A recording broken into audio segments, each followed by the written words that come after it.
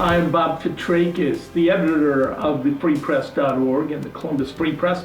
Last night, August 5th, I saw the movie Detroit and thought I'd share some of my thoughts with you since I grew up my first 33 years in the city of Detroit, lived both in the city on the west side and on the east side while I was in graduate school during the crack epidemics of the 1980s.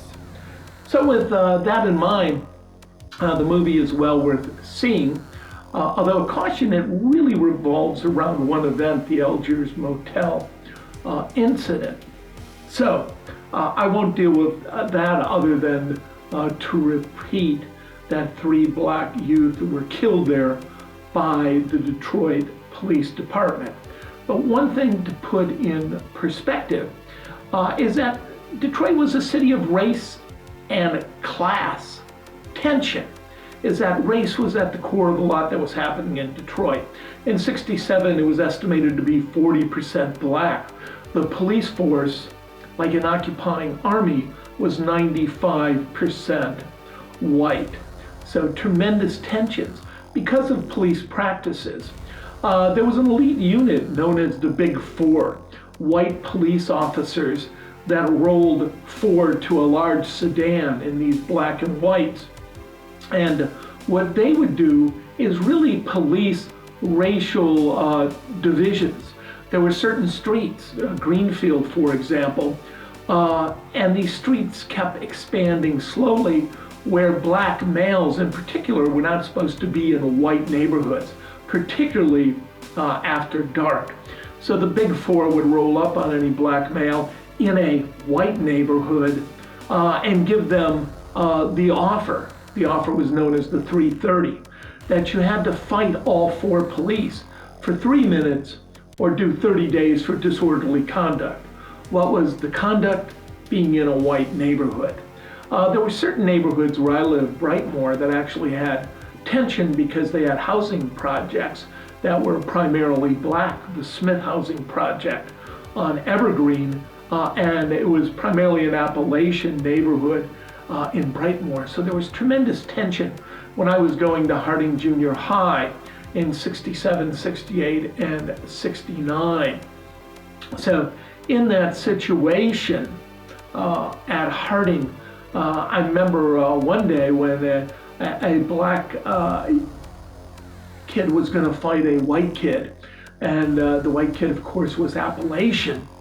And there was a guy in a car who was just standing around who had gotten wind of this, and he was telling us, when you guys come to school, you should bring your baseball bats, your baseball bats and a glove to say you're going to play after school, but you can use those bats against blacks, but he preferred the N-word. And so we're thinking, this is odd behavior. And then when the fight broke out and there was racial divisions, he reaches into this unmarked car, pulls out a radio, and says, the quote, "The Jungle Bunnies are at it again. Get down here, get the cars here." And then he turns to us and says, one thing that would settle this quickly is a stick of dynamite in the middle of them. And this was a Detroit undercover police officer.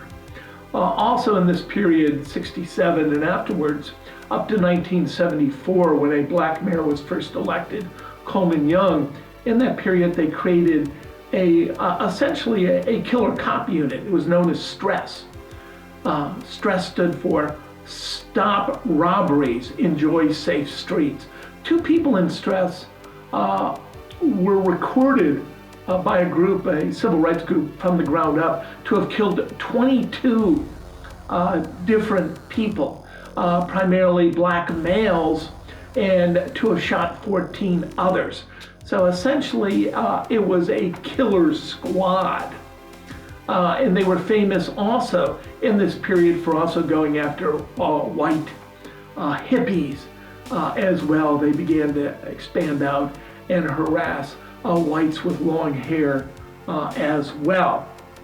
So there's a lot of elements to Detroit to understand the riot. The picture is focusing on the tragic deaths of the 3 black youth and 7 black males that were tortured and 2 white females. But you've got to recall that 43 people died in the riot, overwhelmingly all of them black males.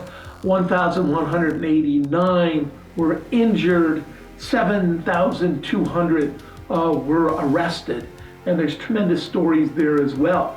A man I later knew well, Judge Crockett, later became U.S. Rep Crockett. I played on his softball team, the Crockett Rockets, in an interracial league in Detroit. But Judge Crockett actually went down to the police station and set up court in a police garage and said, look, we're arraigning these people. Tell us what you're charging them with, or we're going to let them go. So he let a variety of people go because there was no specific charges against them. You had the National Guard there as well, primarily from rural white Michigan, totally out of control, scared, didn't know a sniper shot, what a gun, an M1 or an M16 sounded like from a starter pistol. They were scared. It's only when the U.S. Army came in, trained professionals, that they were able to put the riot down and detect if there was really a sniper or it was just people in the National Guard accidentally discharging their guns and randomly shooting buildings. The Michigan State Police were there, and by all reports, the movie is accurate in terms of their cowardice and leaving and allowing the Detroit police to kill and torture young black males and to torture 2 white females. So my thoughts on the movie: see it, but better yet, study the actual history that led to this rebellion in Detroit. Remember, Martin Luther King said, a riot is the voice of the unheard. Unheard oppressed people rose up. Most of the property they burnt there in the 12th Street area, later renamed Rosa Parks Boulevard, was white-owned property owned by absentee landlords, whites that had moved to the suburbs. So keep it in perspective, keep it factual, and learn a respect for history. Enjoy the movie.